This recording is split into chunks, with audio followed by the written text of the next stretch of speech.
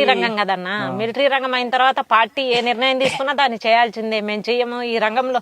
మాది మిలిటరీ రంగం. మిలిటరీ రంగం అంటే పార్టీ వాళ్ళని ఇన్ఫార్మర్ను చంపమన్నా ఇన్ఫార్మర్ను చంపాలి. ఈడ పెత్తందారి అంటే ఆ పెత్తందారిని చంపాలి. ఈడ మీరు ఆంబూసి కూర్చొని పోలీసులను చంపాలంటే పోలీసుల కోసమైనా చేయాలి.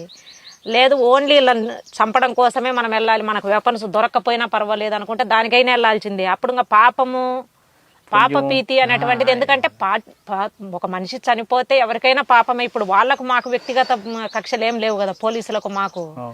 కాబట్టి కానీ మేము ఒకవైపు ఒక వర్గాన్ని కాపాడడం కోసం మేము చేస్తున్నాం, వాళ్ళు ఒక వర్గాన్ని కోసం వాళ్ళు వస్తున్నారు. కాబట్టి ఫైరింగ్ స్టార్ట్ అయిన తర్వాత మేము గాయాలైనా మమ్మల్ని వదిలిపెట్టరు మేము దొరికినా. ఇప్పుడు అదే అంబుష్లో మా కామ్రేడ్స్ కూడా చనిపోయిండ్రు. వాళ్ళని మోసుకొని వెళ్ళేసి ఊర్లలోకి తీసుకెళ్ళేసి దాన సంస్కరణలు చేసినాము. రైడులలో అయినా అంబుష్లలోనైనా ఒక మిలిటరీ రంగంలో ఉన్నప్పుడు పార్టీ ఏ నిర్ణయం తీసుకుంటుందో దాన్ని అమలు చేయడమే మా బాధ్యత.